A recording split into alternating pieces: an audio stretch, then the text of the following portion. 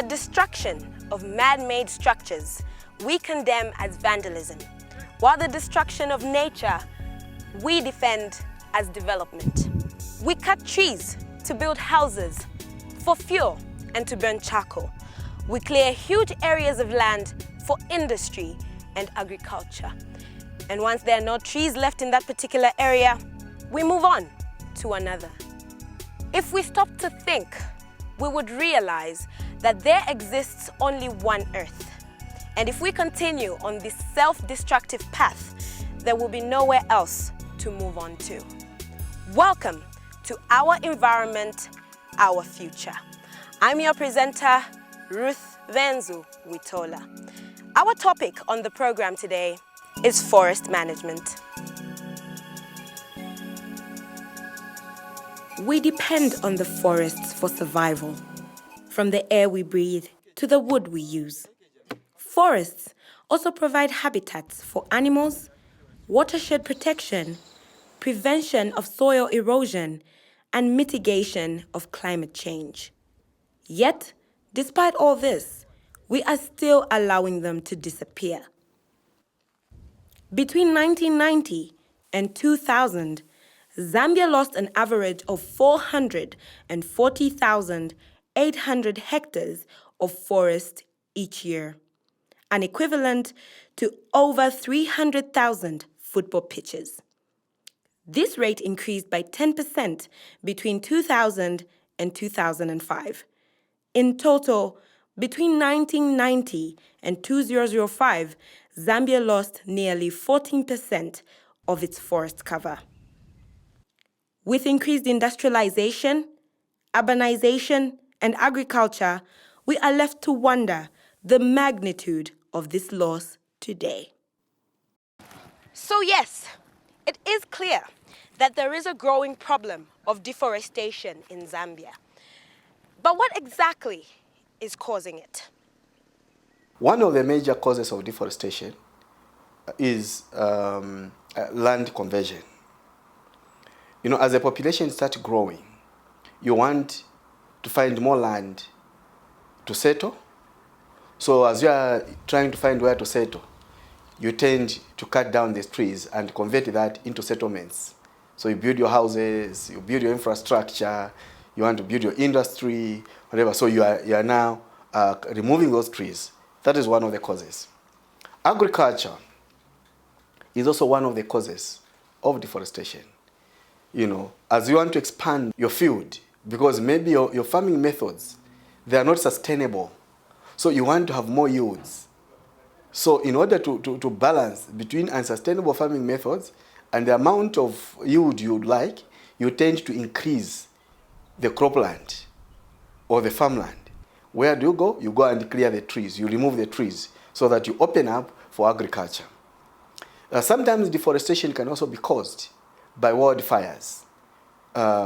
In some cases, you find that because of certain practices, for instance, in the eastern part, you find people want to catch certain type of wild animals, they'll set the forest ablaze. Now, when those dead wood in the forest, you know, they catch fire, they tend to increase in intensity and in density, therefore spreading to a larger part. In the process, you'll find that smaller trees and shrubs and the regrowth, they are all bent and therefore destroying the forest. So these are the major causes of deforestation in Zambia. But other causes would be maybe encroachments, where people are looking for settlements in these forest or degazetted areas, and some could be industrialization. Charcoal production is on the increase due to the increased tariffs for electricity. So people opt to use charcoal as the alternative source of energy. The loss of forests has led to worsening effects of climate change, such as droughts and floods. These, in turn, have brought about food, water, and energy insecurity, especially among our country's most vulnerable. Climate change, however, is only one of the many effects of deforestation. ZEMA works in collaboration with various institutions mandated to manage the forest. Particularly, we have the forest department, which is the sole purpose is to manage, regulate, and enforce the utilization of forests and forest products. Now, as ZEMA, one of the ways that we do, we have got a law that enhances this collaboration, which is the environmental impact assessment. When people want to apply for logging is cutting trees for use as timber or something like that. So as they apply to logging, we are required that they do an assessment. We want to know what type of species are they cutting, to what extent are these going to cut, where are they going to cut, and how are they going to cut. So we want to monitor. So these they have to submit to us, we have to approve. That is one of the ways that we control the use of forest. The other thing that we also try to collaborate with the forest issues is to have what we call monitoring of fire occurrences. You may be aware that ZEMA has got a satellite receiver where we are able to monitor the fire intensity and the extent. Zafiko is into proper forestry management, in that we run our forestry, our forest plantations sustainably by planting trees. Whenever we cut a tree, we ensure that we plant. And we've even embarked on extension programs where we are extending to other provinces like Shuangandu, Kawambwa, and anywhere else where we can, where there can be availability of land. We are trying to plant as many trees as we can. As I'm speaking, we have about 50,000 hectares of land around Zambia where we've planted our trees. So we ensure that we don't cut our trees anyhow, and where there are plantations, cutting down of trees without any consent is something that we don't allow. We are in Siamambo Plantations. It was established in the late 50s. Okay. Yeah, and as you can see to your left, this is one of the compartments. This compartment was established in 2007, which is about 11 years now. Yeah, and the species that we have is Pinus ocapa. Yeah, it's basically a pine tree. This is the only regional supply plantation in Southern Province. It was established to supply timber to the people of Southern Province. So that is very important, especially when it comes to the construction industry. And with the coming of, the provincial capital to Choma, Choma is now an emerging city, and you would see that a lot of people have gone into construction, and hence the demand for timber is good softwood that is used for construction. As a department, there are a number of measures that we engage in. There's some routine patrols that we undertake, and we also do some management prescriptions such as weeding, pruning, and thinning, just to maintain the health status of the trees.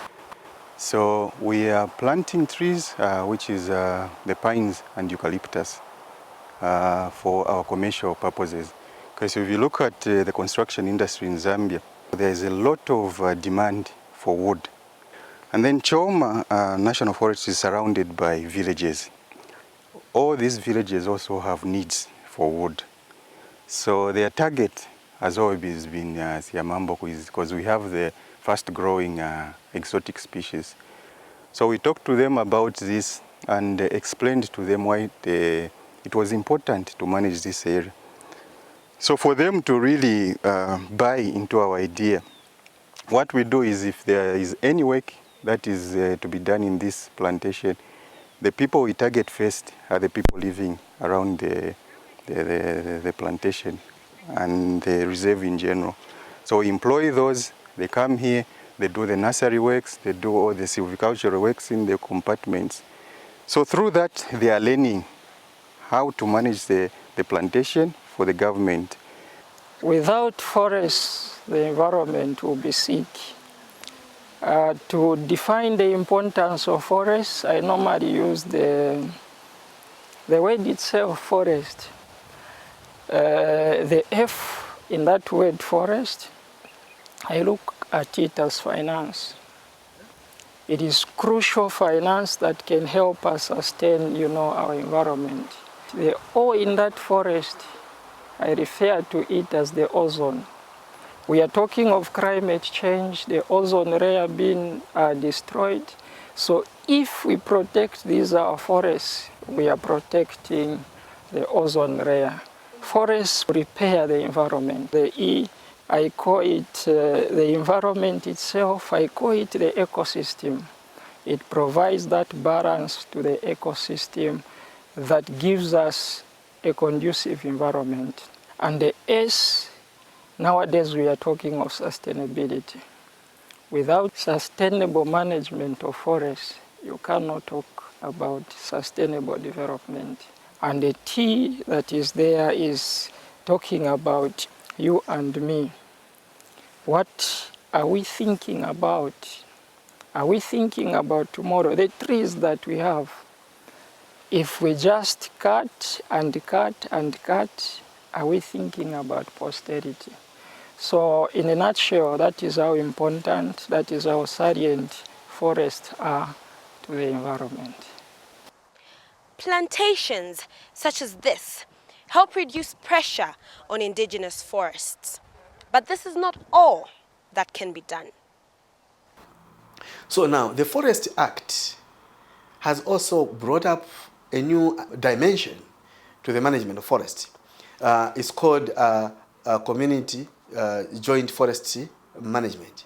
It allows the communities to come together and declare a community area as a forest and register with the forest department to say we are going to jointly manage this forest, thereby regulating its use. When we grow the seedlings in our nursery, these same people are given out some tree species, especially the exotic ones, which they're supposed to plant in their various villages so that they can have their own woodlots within their villages where they're going to get their wood needs for fuel and also for construction. So even for our sawmillers, not only do we encourage them to just think of buying raw materials from us for timber processing, but we also encourage them to have their own plantations where they would plant their trees for future use. So we've seen that through that we have reduced the numbers of pilferage or stealing, if I may put it that way. But still we have a challenge because we have like 6 officers, 6 workers who are based here in Siamambo. And Siamambo is about 1,600 hectares. So for those 6 workers to really look around and monitor what is happening, it is a big challenge. So you see, as usually they are stationed there, then the cutting is going on the other side. They can't do that. So what we really need is motorized transport.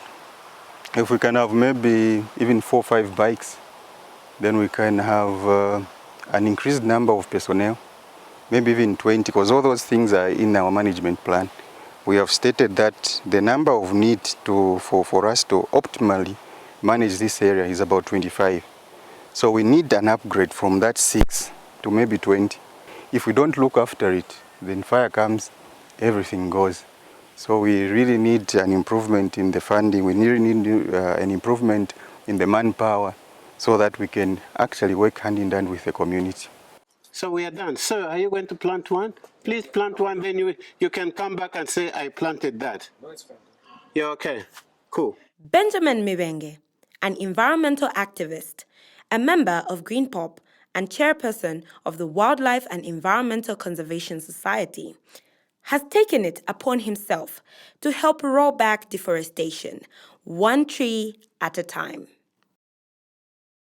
Our main thing, that of planting trees, I think has been a very, very important aspect of our life. Currently, we have a radio program. What we normally do is you pick up a tree, you describe it, if it is medicinal, if it is timber, and things like that. Once people know the use of trees, then they will actually protect them.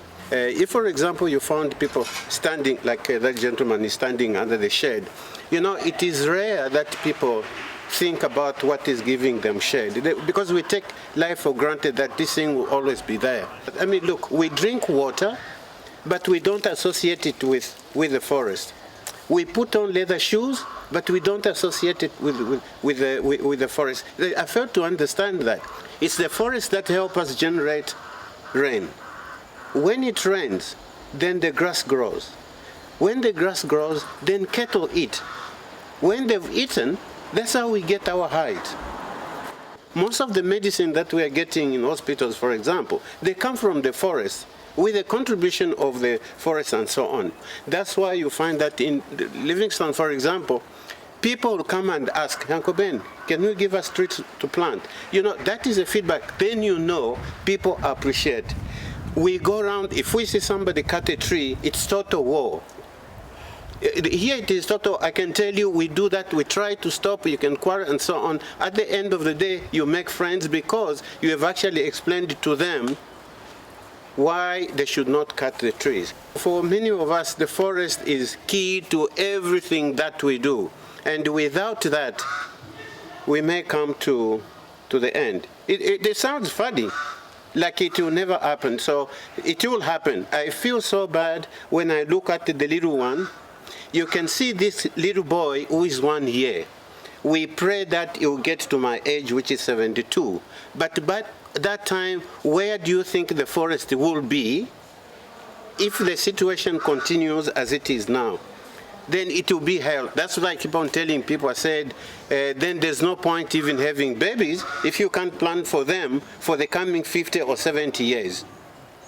So these are the things that we must be doing, and it is important that we do it. Nobody else is going to do it. We have people coming from outside to help us, but at the end of the day, it is ourselves that must do it. And we have the brains. The community is basically not fully involved in the environmental management, because I think most of the communities do not really understand the policies of government and their role in managing our environment as such. Deforestation is changing our climate, causing health problems and negatively impacting our natural world. We must and can reverse this environmental problem. Stopping deforestation might seem complicated, but planting a tree is simple.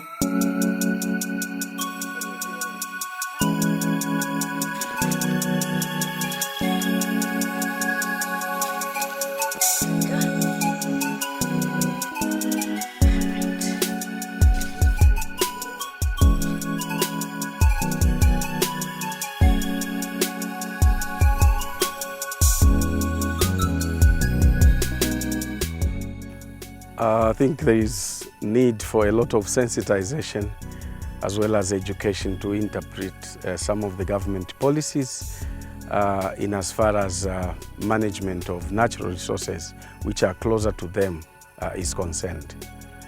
As well as beginning from school children, so that they grow with that awareness of safeguarding our natural resources whose livelihood actually depend.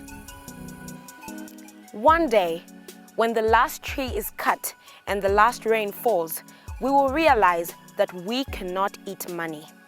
We should not stand by and live in a world where such a day is possible. You have been watching Our Environment, Our Future. My name is Ruth Benzuwitola. Until next time, it's bye for now.